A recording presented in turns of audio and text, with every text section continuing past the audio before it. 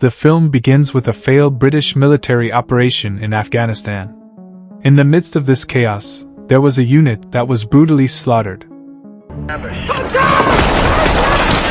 Almost all special forces died on the spot except for Sergeant Joseph Smith. He was the most powerful officer among them. But because of the massacre, Joseph became out of control and began firing his gun blindly in all directions while carrying a Sandra. Even after Joseph returned home, he was diagnosed with a mental disorder. The doctors who treated him reported to the police when Joseph escaped from the hospital. Then, the scene moves to 1 year later. Joseph is now homeless with his girlfriend, Isabelle. Not long after, 2 thugs came and extorted the homeless. Isabelle, who saw the incident, asked Joseph to hide and not fight back. But Joseph ignored Isabelle's words. When the thugs approached them, Joseph suddenly beat the thugs, then told Isabelle to run away.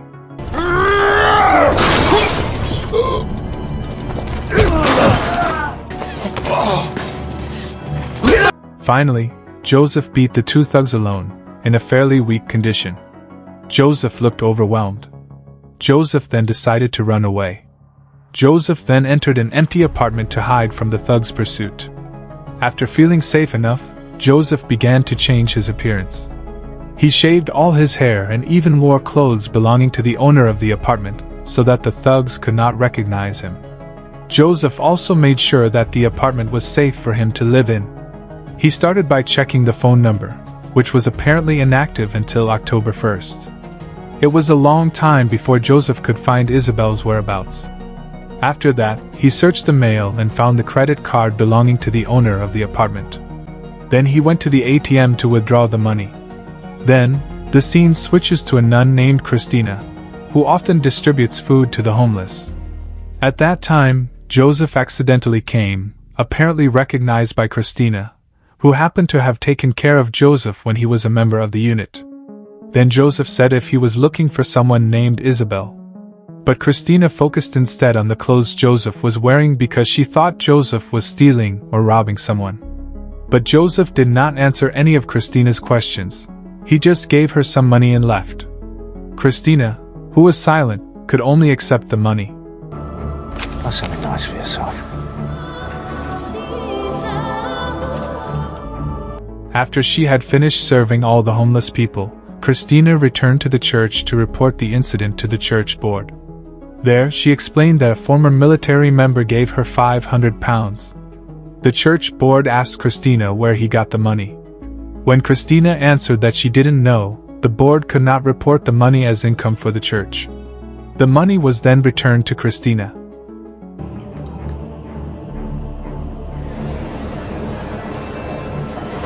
Finally, Christina decided to use the money to buy tickets for a concert by her favorite ballerina. Then, the scene moves to Joseph's past, who was still in the army, where he was traumatized because, at that time, he and his troops were suddenly attacked in the tank they were carrying. All his colleagues were killed except Joseph, who was at the controls of the tank. Soon, Joseph woke up from his dream, but he could not escape the image of his time on duty. Joseph even hallucinated that there were spies and shadows of the man he was hanging in his apartment. Joseph used a stick that he fantasized about as a weapon to fight the spies.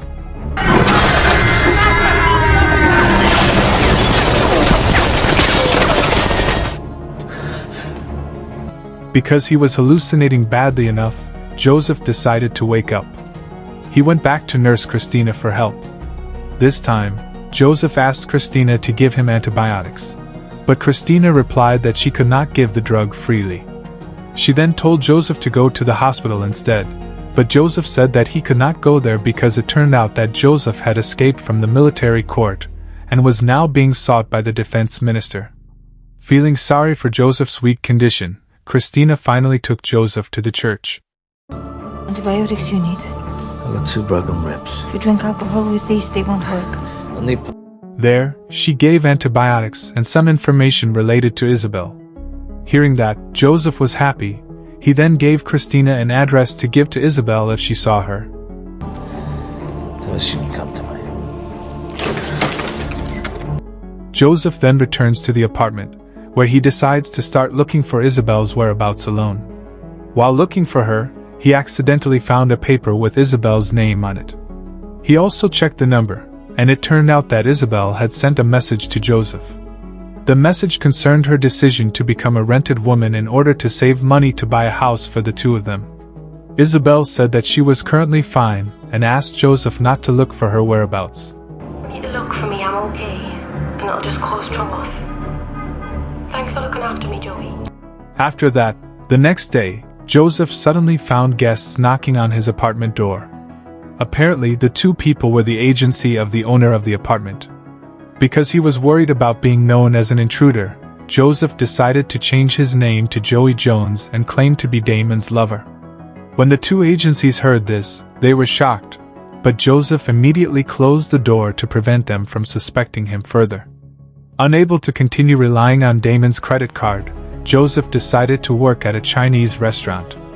Day after day, he worked, and he also trained to strengthen his body. One day, while he was working, he found a very noisy customer. Joseph, who was disturbed by this, asked them politely to leave the restaurant. At first, the people accepted, but when outside the restaurant, they yelled at Joseph and challenged him to a fight. Joseph said if they fought, then they would be late for the train. But they didn't seem to care. They immediately attacked Joseph. Fortunately, Joseph quickly blocked their attacks. So, I want to see some tits. It's like this. Don't fucking touch my fucking quack!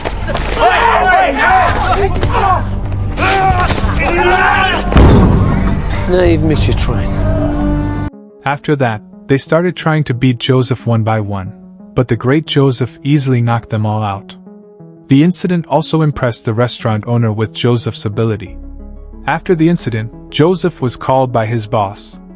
There, one of the restaurant guards said that Joseph looked like he could do the dirty work. Finally, his boss, interested in Joseph's muscular posture, gave Joseph a different job as a debt collector. Joseph began to collect debts from people who owed his boss. Joseph didn't even hesitate to beat them up and kill them.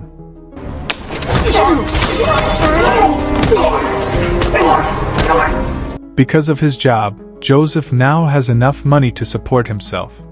He even ordered a large number of pizzas to distribute to the homeless through Christina.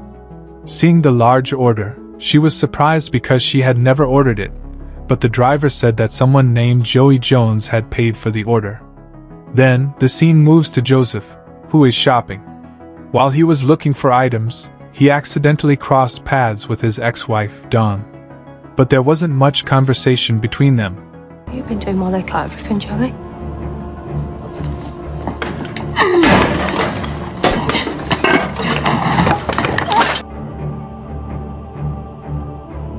Then, the scene moves to Christina, who is surprised when she sees a dress hanging in front of her house. She also knew who gave her the dress. Then Christina approached Joseph, who was preparing dinner. There, Joseph explained that he now worked for a Chinese boss who gave him a lot of money. Christina was happy to hear that, but his mood changed when Christina brought him some bad news.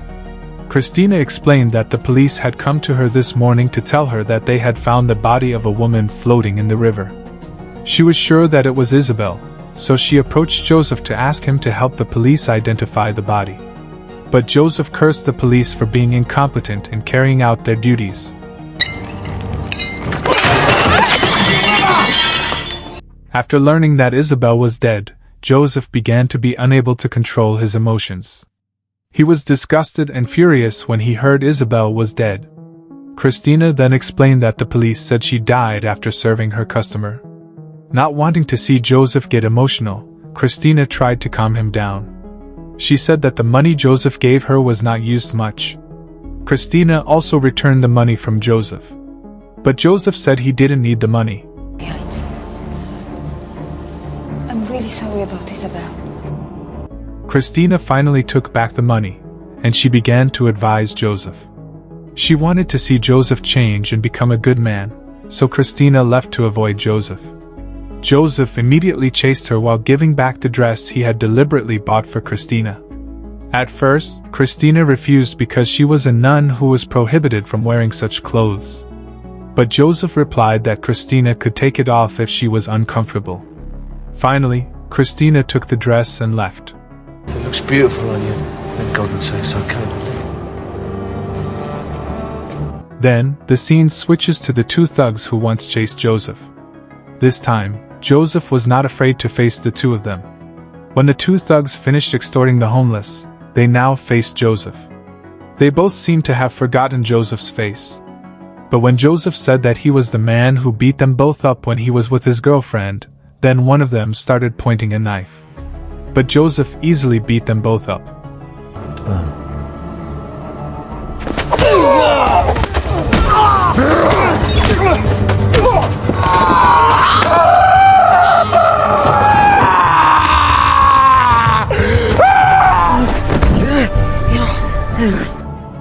Joseph focused first on the big thug by beating him so severely that he collapsed helplessly. After that, Joseph interrogated the other thug. He asked about who killed Isabelle. At first, the thug did not answer, but after Joseph threatened to kill him with a spoon, the thug wanted to answer. He said that Isabelle was killed by her own customer. He couldn't say his name because they don't play with names. But he could give Joseph the man's description, which was that he was 30 years old and had a wound in his eye area. Getting this information, Joseph immediately left while handing out money to the homeless people who were watching the fight. The scene then moves to Christina, who suddenly receives a letter from her colleague. It turns out that the letter is an invitation for Christina to attend an exhibition. She opened the invitation and a letter from Joseph appeared. Joseph wrote that he had information about the perpetrator who had killed Isabelle. Finally, in the evening, Christina decided to wear the dress given by Joseph and attend the exhibition.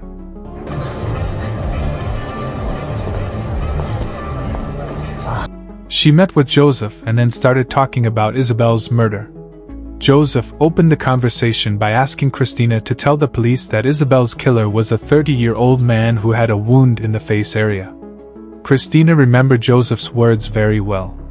Then, after Joseph had provided enough information, they began to spend the night together. The next day, Joseph returned to his job of collecting debts. At that time, Joseph approached a man and said that he was collecting the debt that the man had to Boss Choi. But apparently, the man did not want to give Joseph cash. He promised to give a check to Boss Choi. But Joseph insisted on asking for cash. Unable to use gentle means, Joseph finally played a little rough.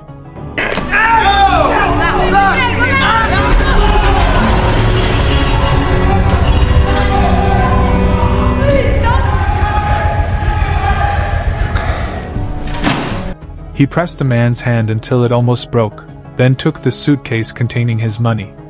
Meanwhile, the man's sons could only be silent, watching Joseph. And when Joseph was about to leave the place, the man's sons started to rebel. He took a gun and demanded that Joseph return the family's money. Joseph was silent, while their mother asked her son to remain silent and not fight back.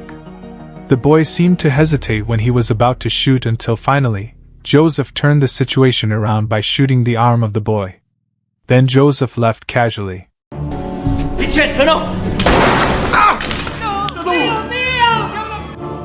But apparently, the mission failed this time because the police quickly got a report about the theft and started looking for the whereabouts of Joseph, known as Jones. The police even approached Christina because they heard that Joseph was seen frequenting the food tenant. But Christina decided to lie to the police. When they met again in the middle of the night, Christina told them that the police were looking for his whereabouts. But Joseph, who is quite an expert in the field of crime, doesn't care about that. He is still focused on finding Isabelle.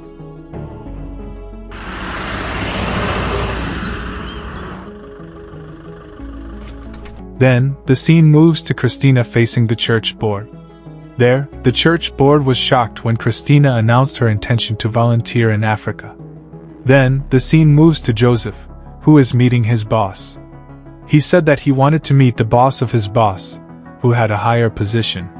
Joseph is finally met by a woman who is often referred to as Madam Choi's boss, as an intermediary, translates every word Joseph says. Then Joseph began to say what he wanted. Joseph knew that Madame was a very influential person. She had a blacklist of everyone who made mistakes. Therefore, he wanted to find someone who had the characteristics of a 30-year-old man and had a wound in the eye area. Hearing that, Madame said that the man was wearing a very expensive suit. But she could help him on the condition that Joseph must serve her. Joseph also agreed to the deal that Madame made. Then, Madame gave him a task to bring a container containing women who were victims of illegal trafficking. Option is not too vague for you. We have a business to protect. 仲有冇啲咩需要？一於叫佢幫手。 After getting the information, Joseph began to approach a container that Joseph had to deliver. Then, the scene moves to a man who had previously hired Isabelle's services. The man was seen hiring one of the women again. Once they were in the room, the man started asking if they had told her.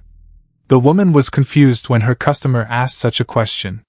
But suddenly the man beat her up. It turned out that the man was the man who killed Isabelle.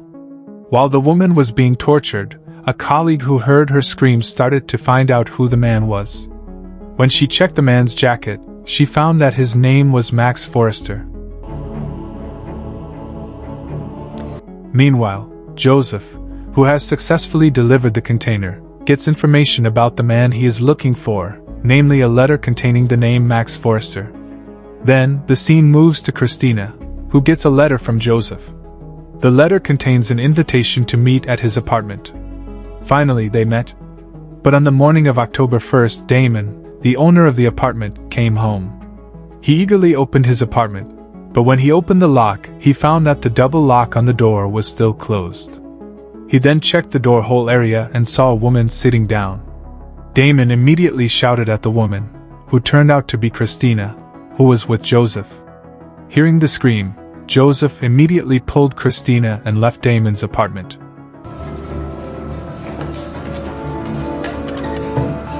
Open this door! In the evening, Joseph approached a house belonging to his ex-wife. Coincidentally, at that time, it was Joseph's daughter who opened the door. He introduced himself, and then gave his daughter some gifts. When dawn arrived, she saw a suitcase containing a lot of money. After that, Joseph went to an event that Max Forrester attended. Christina, meanwhile, was watching a concert featuring her favorite ballerinas. After observing Max for a while, Joseph began to approach him. He made small talk to Max, and when Max asked about Joseph's identity, Joseph began to push Max to the edge of the building, then said once in a while, "You should look down there." Joseph immediately dropped Max down the building. I was actually just